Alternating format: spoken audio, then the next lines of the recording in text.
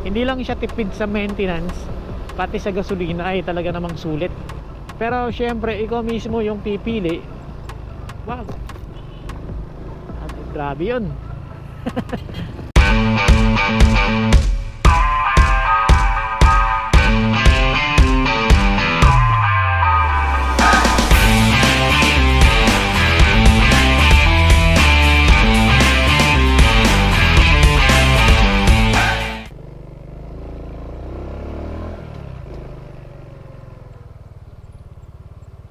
Good morning guys, nandito tayo ulit ngayon sa Milagros dahil meron tayong inihatid. Hindi ko lang to napakita nung nakaraan guys, no. Gusto ko lang puntahan muna. Ayun, no. Ang laki ng pangalan, no. Nice. Yan, no. Milagros. Ayos. Ngayon ay mag-alas 8 na ng umaga at pabalik na rin tayo ngayon doon sa city. At habang pabalik tayo doon guys, ay pag-usapan naman natin ngayon ang mga dahilan kung bakit XRM 125 ang iyong dapat piliin. Parang inuutusan, no? Pero hindi naman sa ganon. May mga kaibigan kasi tayo na marahil ay pinag-iisipan pa rin nila hanggang ngayon kung XRM ba talaga yung kanilang kukunin.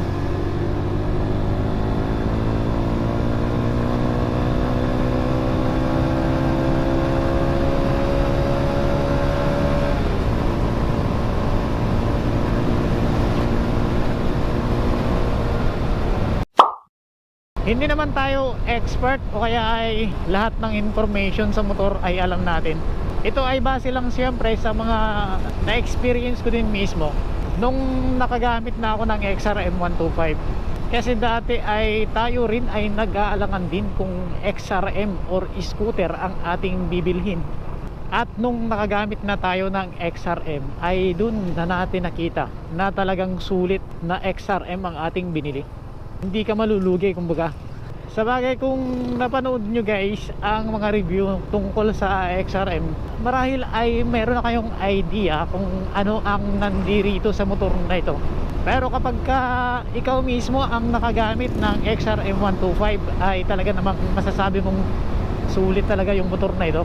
Meron nga tayong nabasang comment kung bakit XRM pa rin ang aking pinili.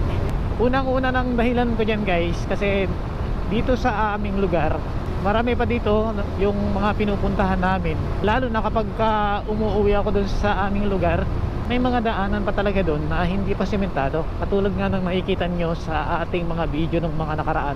Kaya isa sa mga reason ko kung bakit XRM 125 ang ating piniling motor, kasi yung pagiging goods nya pagdating sa iba't ibang klase ng road. Kahit na yung pagbasehan natin ay yung mga gulong nya walang mga spike or yung may mga spike, sulit pa rin gamitin itong XRM 125.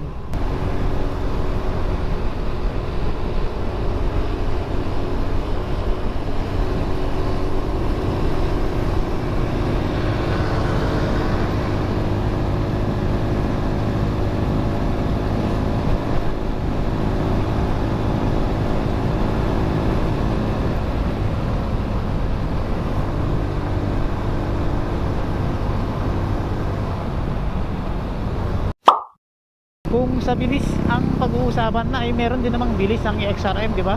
Nakakaabot din naman tayo ng minsan mahigit 100, depende sa daanan. Pero hindi naman basihan yung mabilis na takbo sa gandang klase ng isang motorsiklo, di ba?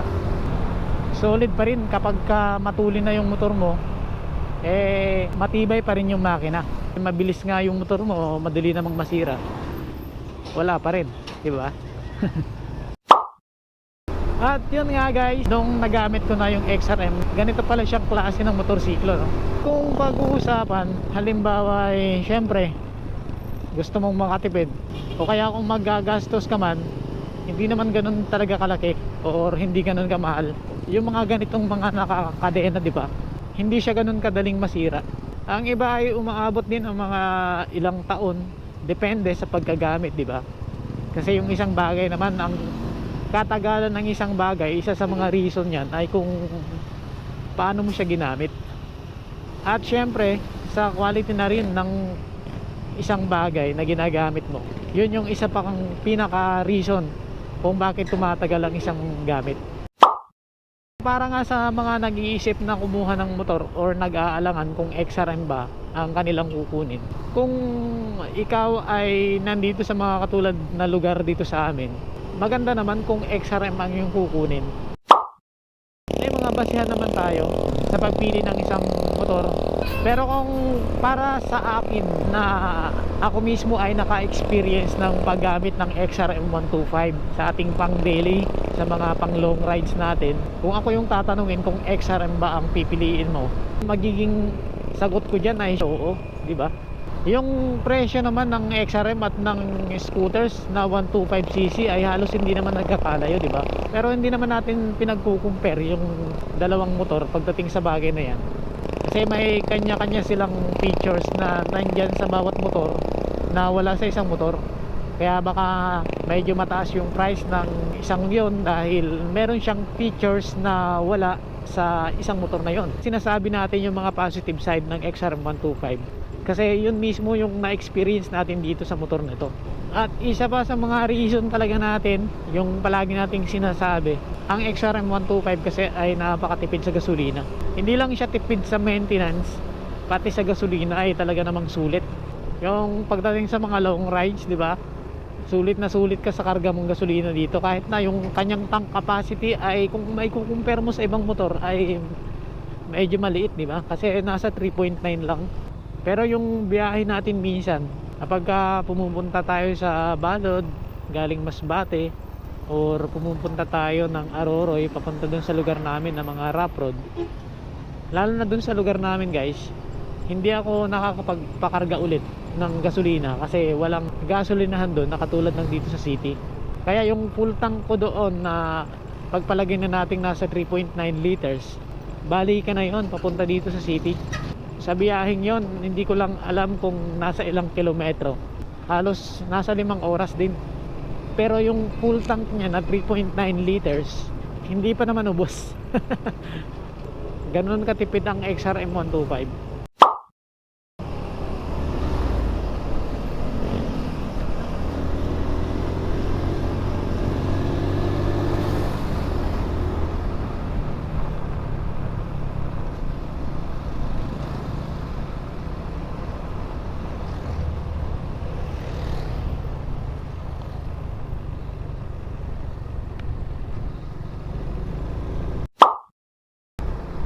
Baka iniisip nyo din guys, or baka meron din nag-iisip, no?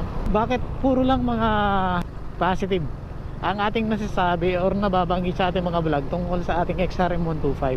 Eh syempre, wala pa naman tayong na-encounter dito ng mga negative na mga issue talaga na malala. Kaya wala pa naman tayong nasasabing mga negative talaga. May mga binanggit lang tayo nung mga nakaraan na may mga iba tayong issue na na-encounter dito, pero hindi naman siya ganoon talaga kalala. Kaya sa ngayon puro lang muna mga positive. Pero karamihan sa mga gumagamit rin ng mga XRM 125 na halos ilang taon na nilang ginagamit, yung experience nila na sinasabi nila, wala naman silang ganoon kalalang na-encounter sa kanilang motor pagdating sa makina or sa iba pang mga parte ng motor na XRM. Halos bibihira kang makarinig ng negative pagdating sa XRM 125, di ba? Or kahit sa mga XRM 110 na yung mga unang labas pa dati. Kaya naman sa atin mismo, yun yung isa sa mga nagtulak din sa atin na kumuha ng ganitong klaseng motor. Maire-recommend talaga natin ang ating XRM 125. Kahit na anong klase ng XRM, mapamotard man yan, DS or DSX. Pero syempre, ikaw mismo yung pipili. Wow, grabe yun. Ikaw mismo yung pipili kung anong klaseng motor yung pipiliin mo. Maraming salamat sa inyong panunood. Pansamantala, hanggang dito na lang muna ang ating video. Ride safe always guys. Malayo or malapit man ang inyong mga biyahe, palagi tayong mag-iingat. Ride safe always. This is Nel Ride Moto. Thank you.